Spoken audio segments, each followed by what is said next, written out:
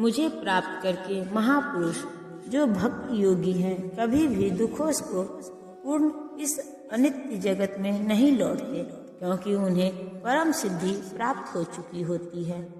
चूँकि यह नश्वर जगत जन्म जरा तथा मृत्यु के क्लेशों से पूर्ण है, अतः जो परम सिद्धि के प्राप्त करता है और परम लोक कृष्ण लोक या गोलोक वृंदावन को प्राप्त होता है, वह वहाँ से कभी वापस नहीं आना चाहता। इस परम लोक को वेदों में अव्यक्त अक्षर तथा परमागति कहा गया है। दूसरे शब्दों में यह लोक हमारी भौतिक दृष्टि से परे है और अवर्णनीय है, किंतु यह चरम लक्ष्य है जो महात्माओं का गंतव्य है। महात्मा अनुभव सिद्ध भक्तों में से दिव्य संदेश प्राप्त करते हैं और इस प्रकार वे धीरे धीरे कृष्ण भावनामृत में भक्ति विकसित करते हैं और दिव्य सेवा में इतने लीन हो जाते हैं कि वे न तो किसी भौतिक लोक में जाना चाहते हैं, यहाँ तक कि न ही वे किसी आध्यात्मिक लोक में जाना चाहते हैं। वे केवल कृष्ण तथा कृष्ण का सामीप्य चाहते हैं, अन्य कुछ नहीं। यही जीवन की सबसे बड़ी सिद्धि है। इस श्लोक में भगवान कृष्ण के सगुणवादी भक्तों का विशेष रूप से उल्लेख हुआ है। ये भक्त कृष्ण भावनामृत में जीवन की परम सिद्धि प्राप्त करते हैं। दूसरे शब्दों में वे सर्वोच्च आत्माएं हैं। इस जगत में सर्वोच्च लोक से लेकर निम्नतम सारे लोक दुखों के घर है, जहाँ जन्म तथा मरण का चक्कर लगा रहता है। किंतु हे कुंती पुत्र, जो मेरे धाम को प्राप्त कर लेता है वह फिर कभी जन्म नहीं लेता। समस्त योनियों को, चाहे वे कर्म योगी हो या ज्ञान योगी या हठ योगी, अंततः भक्ति योग या कृष्ण भावनामृत में भक्ति की सिद्धि प्राप्त करनी होती है। तभी वे कृष्ण के दिव्य धाम को जा सकते हैं, जहाँ से वे फिर कभी वापस नहीं आते। किंतु जो सर्वोच्च भौतिक लोकों अर्थात देवों लोकों को प्राप्त होता है, उसका पुनर्जन्म होता रहता है। जिस प्रकार इस पृथ्वी के लोक उच्च लोकों को जाते हैं, उसी तरह ब्रह्मलोक, चंद्रलोक तथा इंद्रलोक जैसे उच्चतर लोकों से लोग पृथ्वी पर गिरते रहते हैं। छांदोग्य उपनिषद में से जिस पंचाग्नि विद्या का विधान है, उससे मनुष्य ब्रह्मलोक को प्राप्त करता है। किंतु यदि ब्रह्मलोक में वह कृष्ण भावनामृत का अनुशीलन नहीं करता, तो उसे पृथ्वी पर फिर से लौटना पड़ता है। जो उच्चतर लोकों में कृष्ण भावनामृत प्रगति कहते हैं, वे क्रमशः और ऊपर जाते रहते हैं और प्रलय के समय वे नित्य परम धाम को भेज दिए जाते हैं।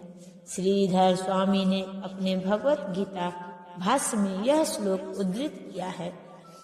जब इस भौतिक ब्रह्मांड का प्रलय होता है, तो ब्रह्मा तथा कृष्ण भावनामृत में निरंतर प्रवृत्त उनके भक्त अपनी इच्छा अनुसार आध्यात्मिक ब्रह्मांड को तथा विशिष्ट वैकुंठ लोक को भेज दिए जाते हैं। मानवीय गणना के अनुसार 1000 युग मिलकर ब्रह्म का एक दिन बनता है और इतनी ही बड़ी ब्रह्मा की रात्रि भी होती है। भौतिक ब्रह्मांड की अवधि सीमित है। यह कल्पों के चक्र रूप में प्रकट होती है। यह कल्प ब्रह्मा का एक दिन है, जिसमें चतुर्युग सत्य, त्रेता, द्वापर तथा कली के 1000 चक्र होते हैं। सतयुग में सदाचार, ज्ञान तथा धर्म का बोलबाला रहता है और अज्ञान तथा पाप का एक तरह से नितांत अभाव होता है। यह गुण 17,28,000 वर्षों तक चलता है। त्रेता युग में पापों का प्रारंभ होता है और यह युग 12,96,000 वर्षों तक चलता है। द्वापर युग में सदाचार तथा धर्म का ह्रास होता है और पाप बढ़ते हैं।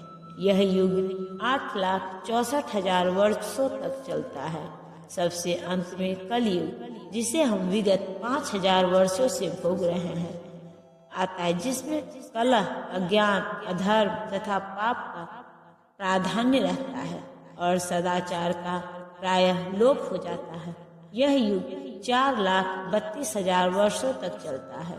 इस युग में पाप यहाँ तक बढ़ जाते हैं कि इस युग के अंत में भगवान स्वयं कल्कि अवतार धारण करते हैं, असुरों का संहार करते हैं, भक्तों की रक्षा करते हैं और दूसरे सतयुग का शुभारंभ होता है। इस तरह यह क्रिया निरंतर चलती रहती है। ये चारों युग 1 सहस्त्र चक्र कर लेने पर ब्रह्मा की एक दिन के तुल्य होते हैं। इतने ही वर्षों की उनकी एक रात्रि होती है। ब्रह्मा ऐसे 100 वर्ष जीवित रहते हैं और तब उनकी मृत्यु होती है। ब्रह्मा के ये 100 वर्ष गणना के अनुसार पृथ्वी के अनेकों वर्ष के तुल्य हैं। इन गणनाओं से ब्रह्मा की आयु अत्यंत विचित्र तथा न समाप्त होने वाली लगती है, किंतु नित्यता की दृष्टि से यह बिजली की चमक जैसी अल्प है। कारनाव में असंख्य ब्रह्मा अटलांटिक सागर में पानी के बुलबुलों के समान प्रकट होते हैं और लोप होते रहते हैं। ब्रह्मा तथा उनकी सृष्टि भौतिक ब्रह्मांड के अंग है, फलस्वरूप निरंतर परिवर्तित होते रहते हैं। इस भौतिक ब्रह्मांड में ब्रह्मा भी जन्म, जरा, रोग तथा मरण की क्रिया से अछूते नहीं हैं, किंतु चूंकि ब्रह्मा इस ब्रह्मांड की व्यवस्था करते हैं, इसीलिए वे भगवान की प्रत्यक्ष सेवा में लगे रहते हैं। फलस्वरूप उन्हें तुरंत मुक्ति प्राप्त हो जाती है। यहाँ तक कि सिद्ध सन्यासियों को भी ब्रह्मलोक भेजा जाता है, जो इस ब्रह्मांड का सर्वोच्च लोक है। किंतु कालक्रम से ब्रह्मा तथा ब्रह्मलोक के सारे वासी प्रकृति के नियमानुसार मरणशील होते हैं। ब्रह्मा के दिन शुभारंभ में सारे जीव अव्यक्त अवस्था से व्यक्त होते हैं और फिर जब रात्रि आती है तो वे पुनः अव्यक्त विलीन हो जाते हैं। जब जब ब्रह्मा का दिन आता है तो सारे जीव प्रकट होते हैं और ब्रह्मा की रात्रि होते ही वे असहायवत विलीन हो जाते हैं। अल्पज्ञानी पुरुष जो इस भौतिक जगत में बने रहना चाहते हैं, उच्चतर लोकों को प्राप्त कर सकते हैं, किंतु उन्हें पुनः इस धरा लोक पर आना होता है। वे ब्रह्मा का दिन होने पर इस जगत के उच्चतर तथा निम्नतर लोकों में अपने कार्यों का प्रदर्शन करते हैं, किंतु ब्रह्मा की रात्रि होते ही वे विनष्ट हो जाते हैं। दिन में उन्हें भौतिक कार्यों के लिए नाना शरीर प्राप्त होते रहते हैं, किंतु रात्रि के होते ही उनके शरीर विष्णु के शरीर में विलीन हो जाते हैं। वे पुनः ब्रह्मा का दिन आने पर प्रकट होते हैं। भूत्वा भूत्वा प्रलीयते, दिन के समय में प्रकट होते हैं और रात्रि के समय पुनः विनष्ट हो जाते हैं।